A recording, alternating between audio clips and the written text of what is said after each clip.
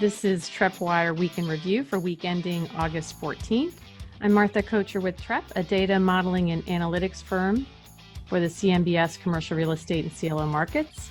I'm with our experts, Manus Clancy, Senior Managing Director, and Joe McBride, Head of CRE Finance. This week, earnings season winds down and some economic data seems to be trending in the right direction. First-time jobless claims are below 1 million for the first time since March.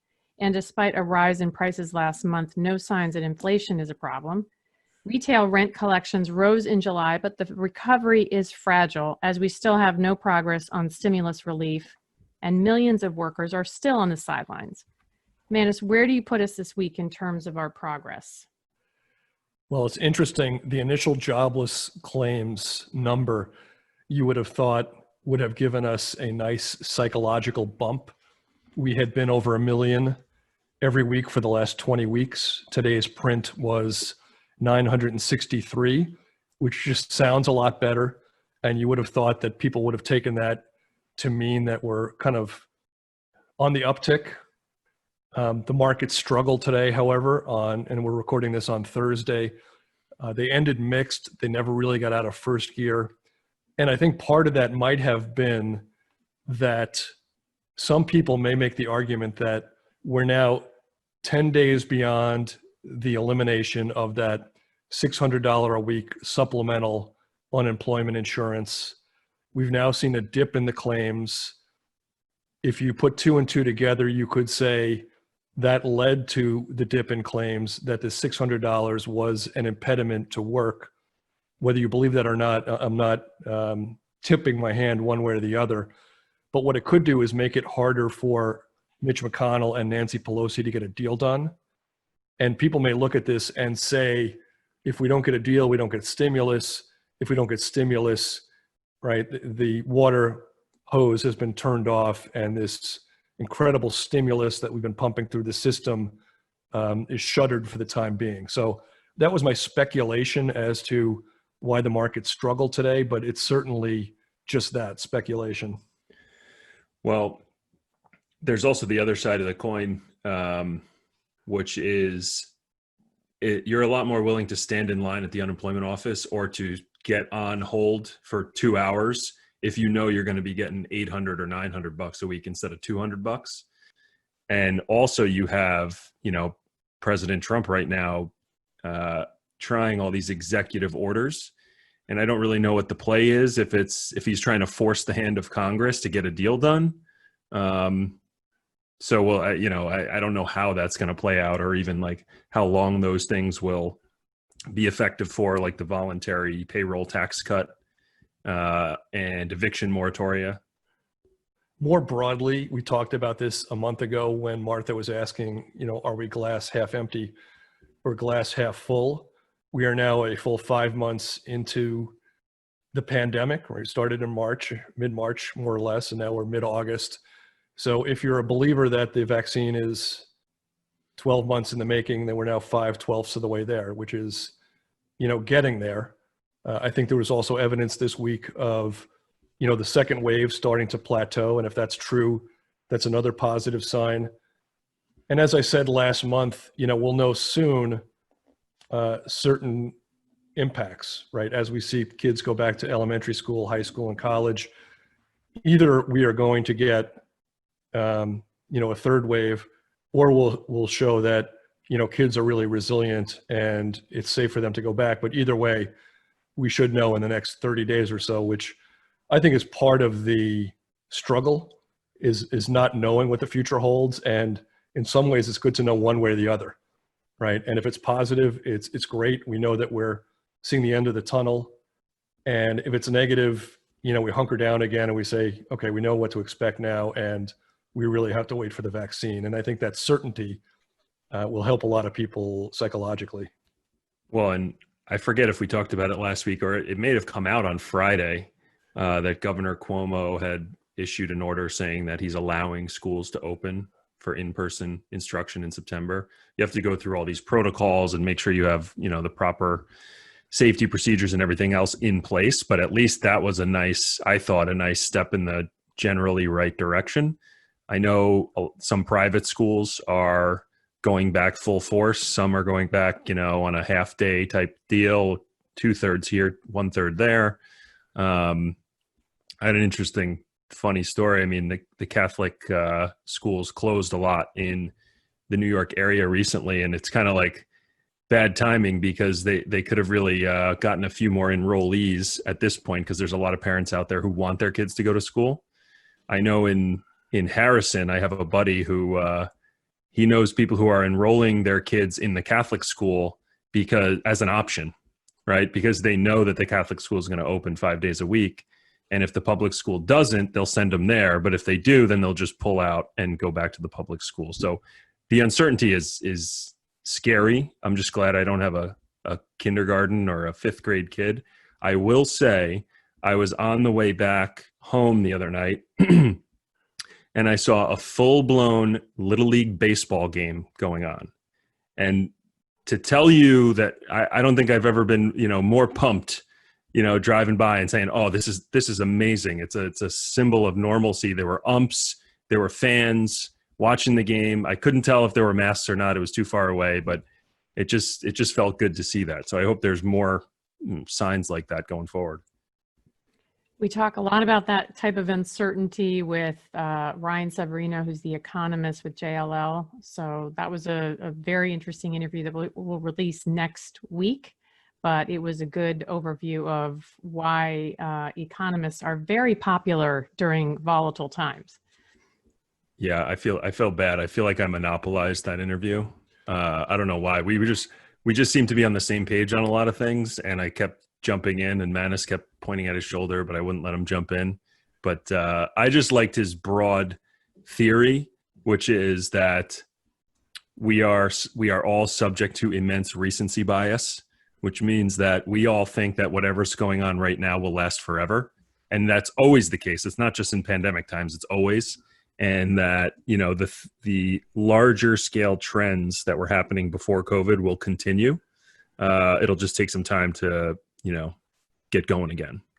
The school thing is very interesting because, this may be not the best metaphor for it, but, when something happens internationally, right, and countries are, at the brink of war, it's very easy for the populace to say, well, we should go bomb these people into the Stone Age or something like that. And that's an easy statement to say as long as your son is not the guy flying the bomber, right? And you see these stats right now where they say, 75% of parents want their kids to go back to school. And that's very easy to say in a poll. But when you're actually sticking your son or daughter on a bus or taking them to school for, a full day with 25 other 8-year-olds, it takes on a whole new dimension. So that's another thing we're going to learn soon as far as how deep does this confidence and courage run for parents in terms of sending their kids back. And I hope we find two things. I hope that, kids are as unlikely to get this as the data has shown thus far. And then once that is, kind of takes root, that more and more parents get comfortable sending their kids back, because I do think that's important. Yeah, and you hope that, the data so far is true in that kids don't really spread the thing very much either. So I hope I hope that is true and it holds true. Which is just remarkable, because I just remember my days as an 8-year-old, the number of times that you would trade peanut butter and jelly sandwiches for that, fruit roll up. You can't eat peanut butter now, Manis. Well, that's true too. But, back then you take the half-eaten sandwich and you wouldn't think twice about it, right? And I think certain things never change. That's when they had like a real hammer and nail in the Cracker Jack box for the kids, right? That's right. So earlier this week, the Wall Street Journal published a story suggesting that aggressive lending practices had reduced borrowers' ability to pay their CMBS loan, and that those results are playing out in the current crisis. What do we know at this point? Well, I would say that the matter is quite nuanced, and it's something that requires people to really get into the data and understand it. It's not something that's easily understood. to get a little bit more into the weeds, the piece was done by the University of Texas, a couple of professors there, and their conclusion was that the actual net income trailed the underwritten net income by more than 5% or more for 28% of the loans. And the Wall Street Journal story didn't pull any punches. It used the word inflated and so forth.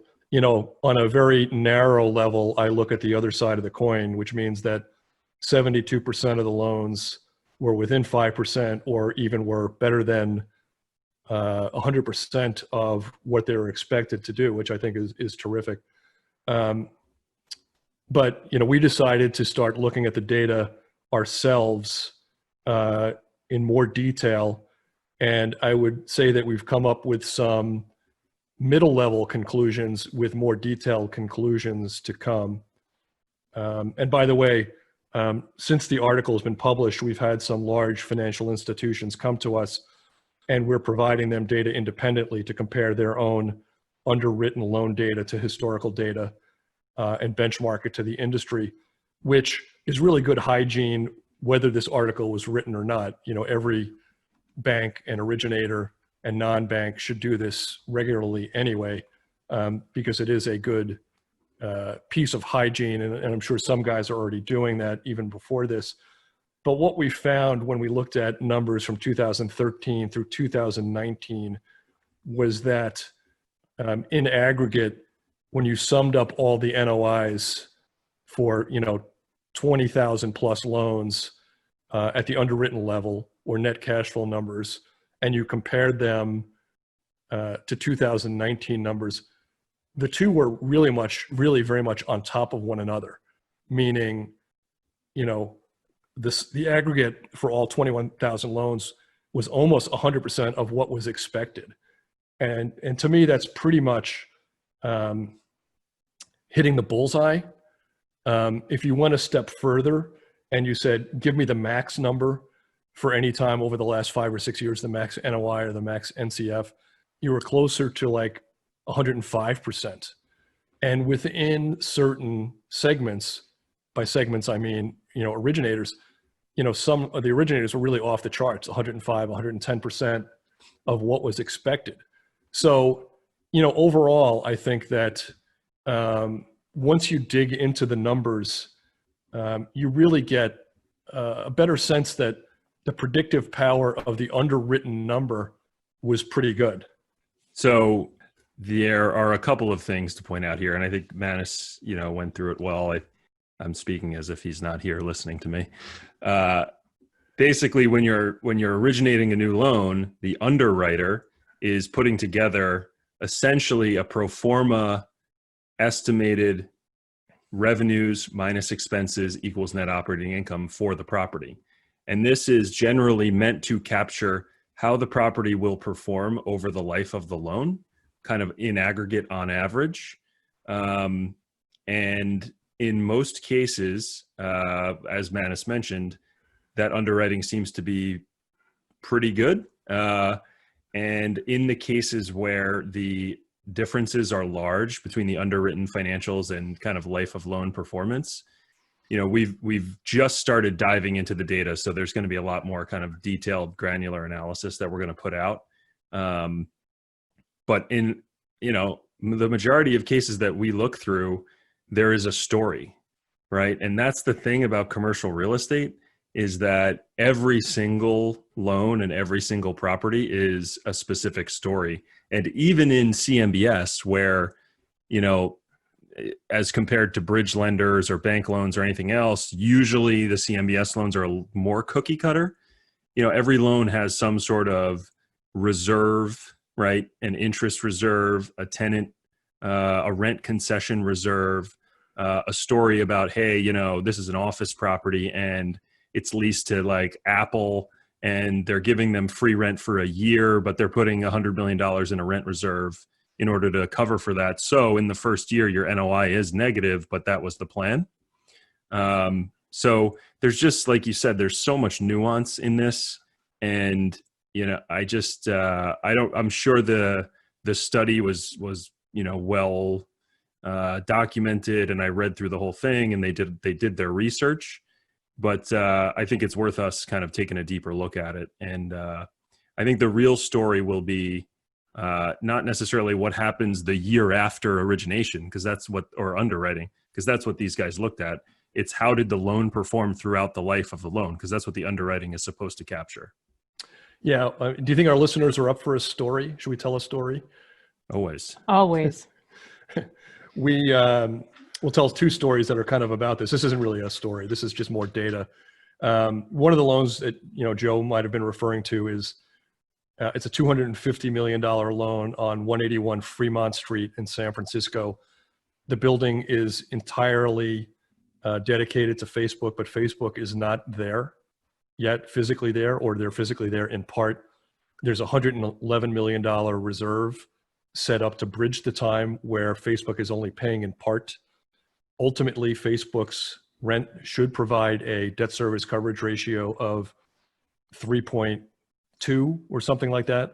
But in the meantime, in the early years, while the reserve is being burned, the DSCR is more like 0.8 or something like that. So this is something where you'd see a big loan that on the merits might show up in a study where you say, wow, this is a case where the financials really looked inflated, but they weren't, right? It really was documented. And this should be very much separated from pro forma lending that was done right before the great financial crisis, where people were expecting to replace a $30 a square foot tenant with a $90 per square foot tenant, and that tenant never materialized. Here you have Facebook having papered their lease. You know that they're devoted to this property at least until 2031. And, this is a situation where the nuance would show up in the numbers. A second similar type of thing, the Ritz-Carlton in South Beach, that's a $160 million loan. It was hit by Hurricane Irma a couple of years ago. It was a great performer before the hurricane, but for the last couple of years, it's had negative cash flow. And, that's a case where an act of God kind of, in our numbers, which go beyond the first year and look at the entirety of the history of a loan, would ding this particular loan, but not having anything to do with the underwriting of it. Yeah, you have to, and it's not really possible to do this without going through loan by loan by loan by loan, but you have to separate out, a change in property performance that happened for no apparent reason, right? Which would be the point where you would question the underwriting, versus a change in the performance for a specific reason that was not foreseeable by a reasonable human. So there was another one that we looked at where it was a hotel, and it was somewhere in Texas, maybe in Houston, I don't remember. And it was surrounded by 3 or 4 oil refineries. And the loan was originated, I think, in 2013. And a year or two later, when oil prices plummeted, 1 or 2 of those oil refineries closed. And the hotel, couldn't support its debt payments anymore. So that's something that, obviously is not foreseeable unless, or if it was, I'd want to find the guy who could foresee that, and we could go make some real money. I'm just wondering, having heard that, if I'm a reasonable human or an unreasonable human. Maybe we'll take that offline. You can address that later. We'll only know in the future when we look back on what you've said on these podcasts. But one other point I would add when I talk about, the 2019 NOIs being, pretty much flat to the underwritten levels, all of those loans include, what has happened to retail prior to 2020, right? When these loans were made in 2013, people were expecting these to perform at a fairly high level.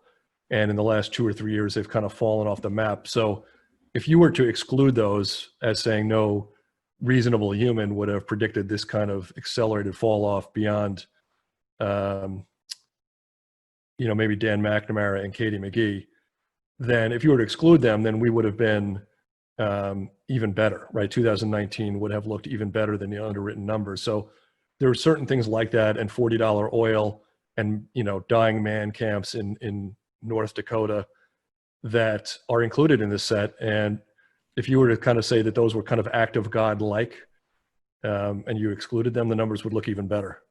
So, and we'll just clarify, you said dying man camps, not dying man camps. A man camp, by the way, was the term used for shale cities that popped up in North Dakota and other places where the population, quadrupled or quintupled over a short period of time to support the shale industry. Mm-hmm. And multifamily housing was thrown up, and same thing with hotels in very short order to support this workforce. And when oil fell to $40 a barrel or less, these hotels went from demanding $199 a night to being 30% occupied in really short order. So we saw big defaults there in West Texas, sometimes in Louisiana, North Dakota, and other places. I had a good friend who moved out to North Dakota for a couple of years to manage multifamily properties and a Dunkin' Donuts. And they said one of their best investments was they opened up a dirt bike racetrack. And kid grew up in Westchester County. I played basketball with him in the city. He came back with a 1.5 foot long beard and a pickup truck, and he was never the same. In retail,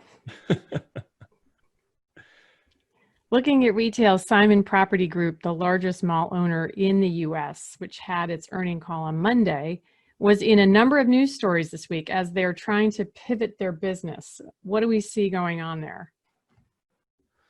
Well, the most interesting nugget, I think, was the Wall Street Journal article, or maybe it was CNBC, talking about how Simon was in talks with Amazon to potentially lease them some of their space. And, you can't even begin to think through all the different implications of this. I mean, we've seen the leasing of parking lots to Amazon delivery vehicles, which is kind of like, I mean, I don't have a good analogy, but it's like handing over the keys to your mortal enemy. But at the same time, why not, right? If you have this space, especially these big boxes, if they're empty, it's kind of the perfect play for a distribution center. Because what is a warehouse if it's not just a big empty box with no windows, right? That's something I want to, I'd love to talk to the people who were the architects for the big giant malls that were thrown up in the early 2000s. There's no windows. What's the deal with that, Manus? Can you explain that to me? It's like a casino. They but don't as want to your you to metaphor, as to a metaphor, I think the term is they're the fox in the hen house. That's what you were looking for. That's what I was looking for. That's why we keep you around, Manus. But, the question here is, I think there was also something about how Simon is talking more about bringing grocery stores into their malls. It's hard for me to picture that unless they redesign some of their malls to have exterior entrances into the grocery store, because for whatever reason, it just feels weird to me to go through the mall entrance and into the big giant, open area with the fountain where you throw the pennies in and all that other stuff, and then walk through past the, Aeropostale or the Hot Topic, and then going into the grocery store. Like I for some reason that just feels kind of awkward to me. But maybe I'm just a weirdo. I think people want to park close to the grocery store and they want to be in and out. So Yeah. I kind of agree with you. The pennies in the fountain brought up a sad story for me, which reminded me when I was 6 that I fell in one of those, and it forced my parents to have to go to Walleck's, which was kind of like a Brooks Brothers at the time, and buy me a new pair of pants and a shirt. And they asked the tailor if they could bring me to the back room and seat me on the big dryer that was back there because I was freezing cold. And I think it was in the Roosevelt Field Mall in Nassau County in Long Island. I was about 6, and I was horsing around on the outside of this thing. And the next thing you know, I was looking upwards at the skylights with cigarette butts floating around my head. It was just, good thing it didn't happen when I was 16. And I could deal with it when I was 6, but you shake things. You're resilient at that age. We all know you were going in there for the pennies, I'm a cheap guy. But think about it. If you put forget about the grocery for a second, because that's kind of separate from Amazon, unless they put a Whole Foods in there. If you put I'm picturing like they wouldn't do this at the Westchester Mall because the Westchester Mall is a well-performing mall, but a similar type of, property. If you had an Amazon distribution center at the end where the JCPenney used to be or where the Sears used to be, what does that do for the performance of your mall? Also taking into account the fact that, Amazon has all the leverage in this situation, and they're probably not paying the rent per square foot of a retail tenant. They're paying the rent per square foot of a warehouse tenant, which is much lower usually than retail, My gut tells me, the Simon guys, the old GGP guys that have since been sold, they're smart guys, and they're going to figure out the flow. If they have an Amazon, a shopping, a supermarket, and then everything else, just like the casino guys figure out how to keep you there, they're going to figure out how to do the same. And I think that somehow when push comes to shove, they'll make that flow the kind of thing that works best for maximizing that revenue. Well, I think the pickup option, I think, is underrated. It is amazing and beautiful to order something on Amazon from your phone from the couch and have it show up to your house the next day or the day after that. But it's not the craziest thing in the world to think, especially now during COVID times, to say, you know what, let's just take a drive. It'll be a touchless pickup. I want to go grab this, whatever the thing I just ordered, my new Jimmy Choo's or whatever it is from that one's for Martha, from the Amazon pickup location. And, on the way out, maybe I'll stop into the Panera or to something else. This is hopefully post-COVID. But I think about, we always talk about the overbuilt mall, the overbuilt retail space, and from the early 2000s before Amazon and everything else, where you had a B mall or a C mall, and then they built an A mall down the street, and then they built another one across the street. That old C mall is kind of the perfect real estate for a distribution center, because there's a reason they put it there, right? It's because it's at the crossroads of some major highways. It's within, 5 miles of X thousand number of people. So maybe Amazon and the retail space can kind of make up a little bit here. And we saw some other retail news, a bankruptcy for one and some negotiated rent deferrals for another. So what happened there? Well, the bankruptcy was Steinmart. The bankruptcy was Steinmart. Often with these guys, you do see that plan where they're going to shed 40% of their stores and try to stay alive. In this particular case, it didn't seem like, it would seem like Steinmart was going to skip that step. Their indications were that they were going to close all or most of their 300 or almost 300 stores in the U.S. We put out a piece on Thursday morning in our Tripwire. We regularly do that for those that don't subscribe to our service, that when somebody announces a bankruptcy, we do put out lists of loans on our website where it shows where that particular tenant is either a top 5 tenant or a non-collateral anchor.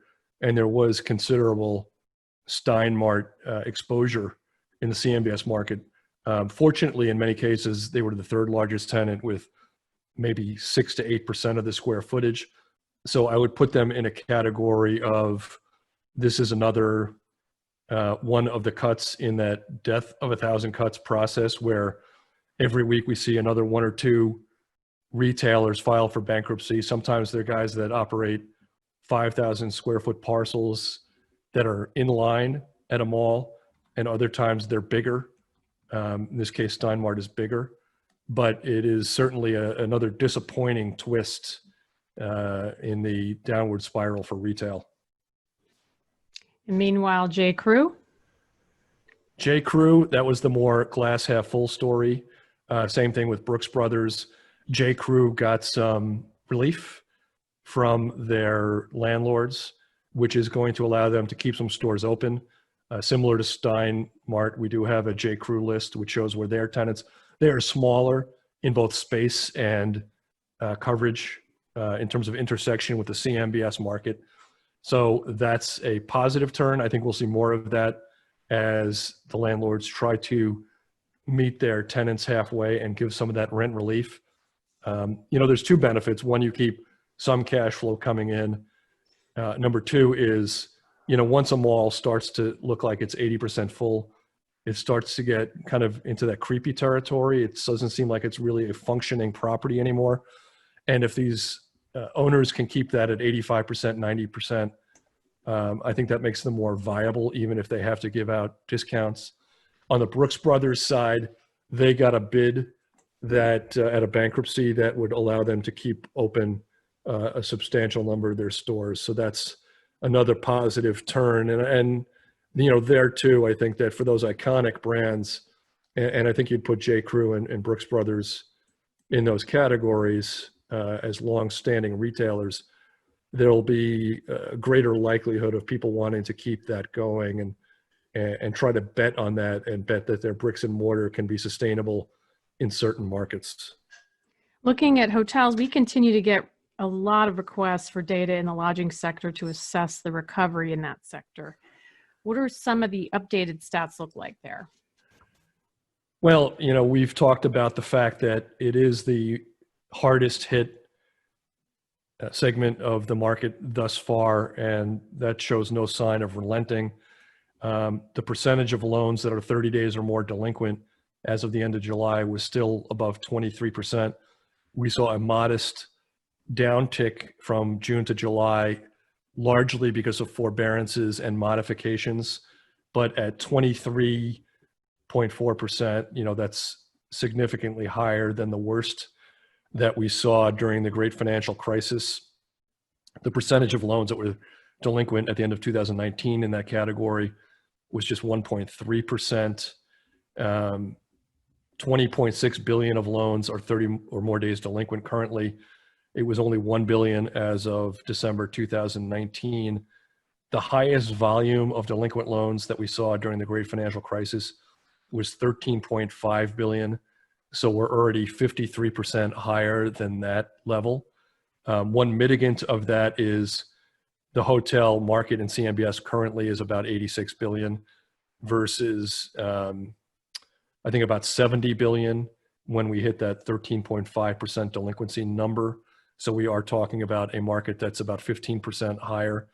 But it just goes to show that this is bigger and more painful than what we saw 12 years ago. And I should add that, that highest volume that we saw in the great financial crisis came a full 2 years after the great financial crisis began. So it could mean that, we have a way to go before we hit peak pain in the hotel segment. I'll say, and this is very early, but the early returns are showing a slight increase on the lodging side, but a slight decrease, overall. But again, very early in the week. I think we'll know a lot more by next week as we roll all of the deals. I will say that if you just look by percentage delinquency in some of the larger markets, Houston, Chicago, New York, Seattle, Austin, Philly, Nashville, Dallas. So there is nowhere to hide here. And I liked just another shout out for Ryan Severino. He was mentioning that, the urban centers and the CBDs, central business districts, not the cannabinoids, that's where most of the pain is being felt. And the limited service, chain motel on the side of the road, those are actually, they're struggling, but not as much as the big dogs in the major cities. So are we okay, Martha, launching our new list of the Tom Petty inspired "You Can Stand Me Up at the Gates of Hell and I Won't Back Down" list? Are we ready for that? I think Joe and I have to sing since we don't have a license for that song. That's the YCSMUATGOH index. Correct. So we did this last month. We talked about in the face Not to be confused with the creepy mall index. The creepy mall index. So we did this last month. We called out borrowers who, in the face of this pandemic, have managed to keep their loans current from March until now, August. We're in or early August, so this list can grow. And by no means is this list exclusive. And here are a couple. When we did this in July, we did it and it was well received by those looking for some green shoots and optimism. So here's some more for you. The Windsor Court of New Orleans. New Orleans was very hard hit by COVID early on. Jazz Fest was canceled. Jazz Fest has always been on my bucket list. It backs a $65 million loan, part of CMBX 7, current every month through August. The collateral is a full service hotel. So booyah for the owners of that property. The Naples Grand Beach Resort in Naples, Florida, another full service hotel, $158 million loan. Not easy to keep things going when beaches are closed in your state. So bully for them as well. Turning to the retail space, the Pinnacle Hills Promenade in Rogers, Arkansas, a $110 million loan. And the Santa Anita Mall in Arcadia, California, a $285 million loan, both of which were current every single month between March and August. So they clearly won't back down. Well, they could back down in the future, but we sure hope they don't. And we are encouraged by their fortitude thus far. We'll have to come up with Last Dance with Mary Jane index for next week. That's a different meaning, I think. Oh. So do we have a deal of the week in order for Joe to segue into his deal of the week music? We do have the deal. Deal of the week. We do have a deal of the week. There's always plenty to choose from. This week we chose the fact that Sand Hill Properties inked a 250,000 square foot sublease with Guardant Health. Guardant will take the space at 300 Hanover Street in Palo Alto, where it can support up to 1,200 employees. Guardant will backfill space that was created when Hewlett Packard departed that particular asset. The location is part of the Stanford Research Park, and the new lease runs until 2033, I should say the sublease. It represents, that 250,000 square feet represents 45% of the space in that research park. David Hybert and Steve Boré, hopefully I'm pronouncing those correctly, of Cushman, and Mark Moser of Seville's brokered the lease. So more signs of activity taking place. We try to spread our deal of the week around geographically, and happy to call out Sand Hill Properties and the gentleman at Cushman and Seville's for pulling this off. Yeah, and we want to promote positive outcomes, right? Especially at this time. So please, if you had a deal, if you signed a big lease or did a transaction, let us know. podcast@trepp.com. We'd be happy to shout you out. We love hearing from all of the people listening. It always surprises us. We know that there are a good amount of people listening, but it always surprises us to hear from people. At least it surprises me. And it's very flattering. So definitely don't hesitate to reach out.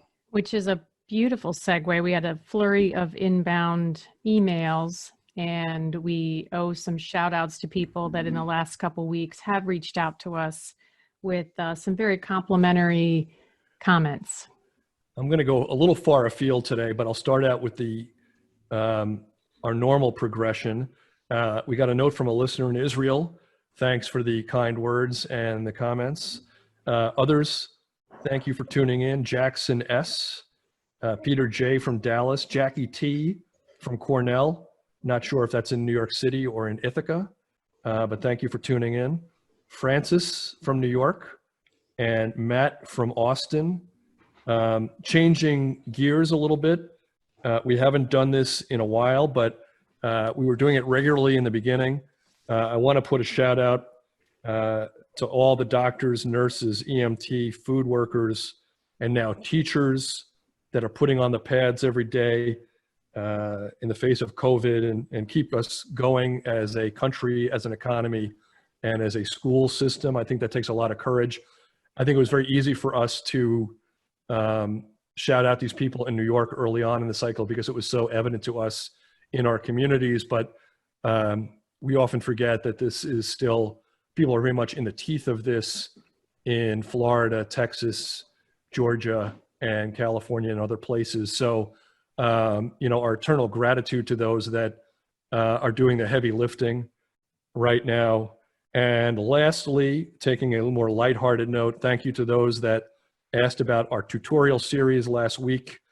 We have your emails, and we will contact you in September when we do release that subject matter. If you're interested in it, please ping us at podcast@trepp.com. Early responders get the special securitization bundle, complete with all the outtakes and the alternative ending. So, and the hard copy on Betamax or VHS, whatever you decide. That's right. And a Choose set your- of coasters with Keegan as the the guy that you put the wet glass on. Nice. So this week we released a trading alert about a big value reduction for a mall behind a 2010 deal. Why is that significant? This is a little bit of inside baseball. We've talked about appraisal reductions before. So put this in the educational segment of the podcast. Traders may know this already. Experienced investors do. But it goes back to the topic of data and the nuances that you see coming in and the need to scratch beneath the surface to look at the data and to look at it kind of in multiple ways. The case we're talking about now is a $63.2 million Burnsville Center loan. The collateral is 525,000 square feet of mall space in Burnsville, Minnesota. CBL was and is the owner, as far as we could tell currently, but they said recently that they were looking to transition the asset back to the lender.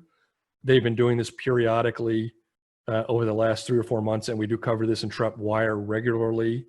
There was originally a modification proposed with an extension and a loan bifurcation. Bifurcation being something that we should talk about in a future educational segment. But the modification proposal was rejected, and now this loan will be transitioned and will soon become REO. CBL has been rumored to be facing bankruptcy and missed a debt service payment at the corporate level in June, although it since has paid that back. So on a bigger level, CBL is something worth watching.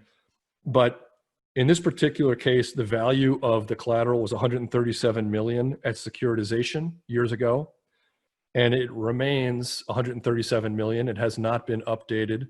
However, this month, new data came in that the servicer has assigned an appraisal reduction amount of almost $39 million on the loan, which an appraisal reduction amount allows the servicer to stop advancing P&I payments on this loan by the ratio of the loan balance minus the appraisal reduction divided by the loan balance.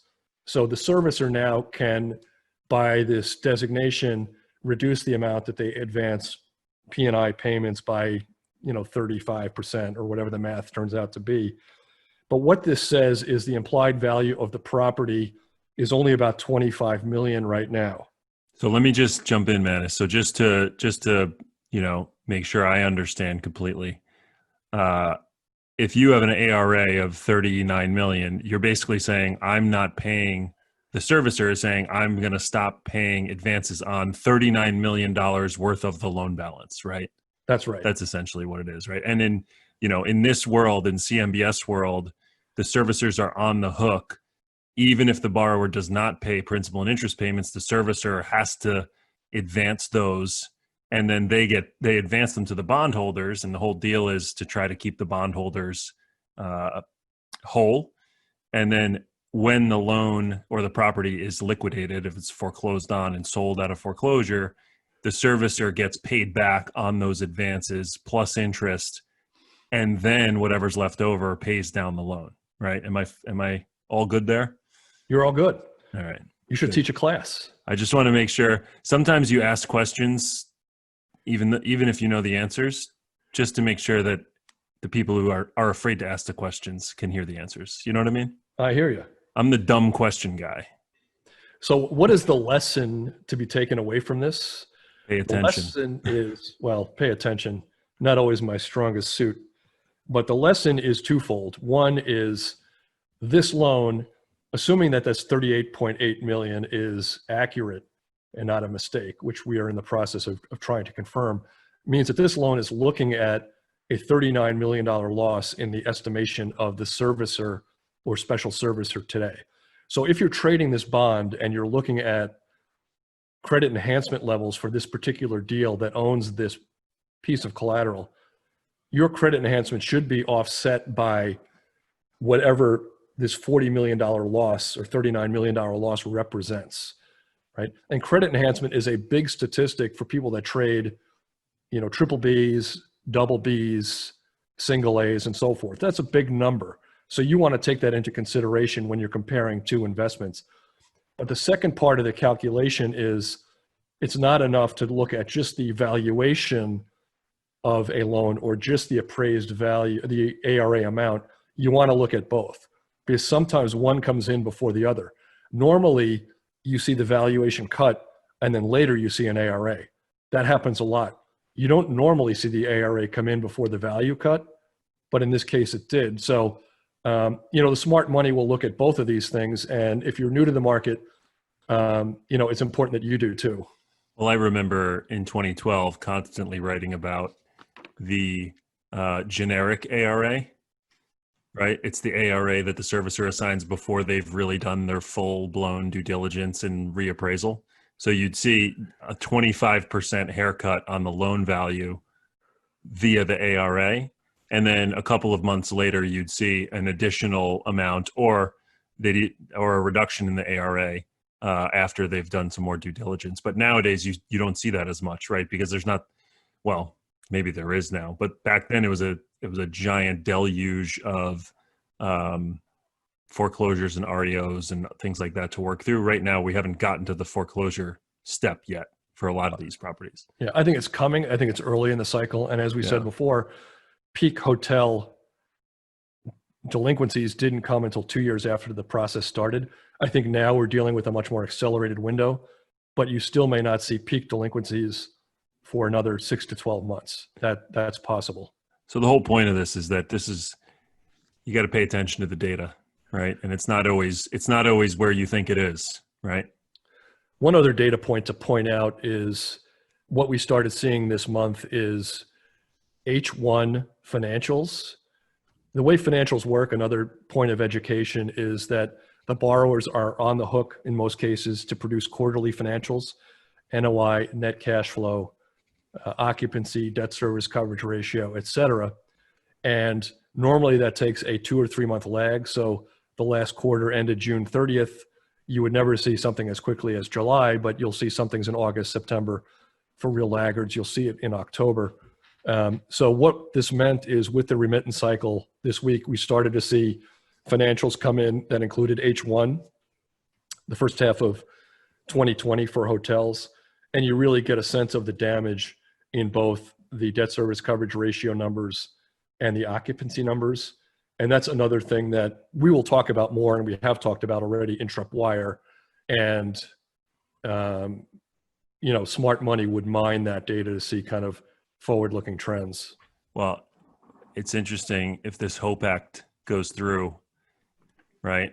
The borrowers are going to want to report their financials, especially if their financials are deteriorating, right? Which is not, historically, that's not the case. Borrowers tend to not want to report deteriorating financials when those are occurring. After a couple false starts, AMC Theaters are now slated to reopen August 20th with ticket prices of 15 cents. That's right, 15 cents per movie on opening day. Is it worth going to see some of your retro favorites?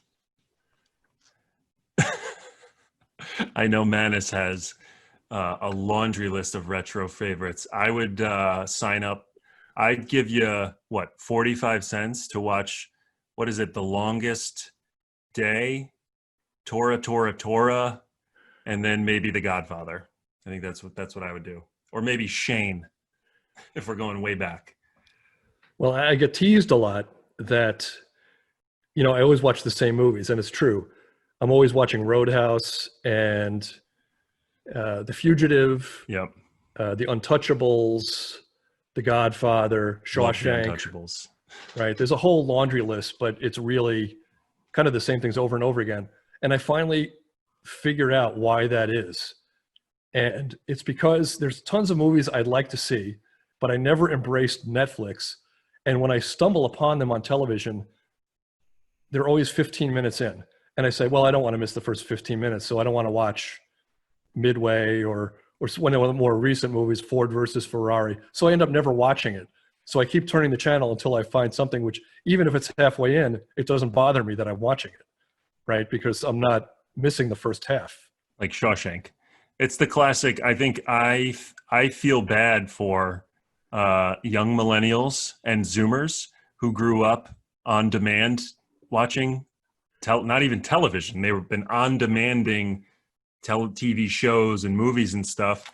They never had the ultimate joy of pressing the channel up button 20 or 30 or 40 times and then just happening onto the very beginning of Back to the Future or Shawshank or one of those and saying, holy moly, I've never even seen the first 5 minutes of this movie, even though I've seen this movie 600 times. They don't get that joy, right?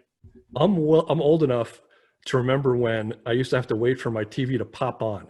You'd get the blue dot in the middle of your 13-inch black and white TV, and it could take as much as 15 minutes for it to into a full screen.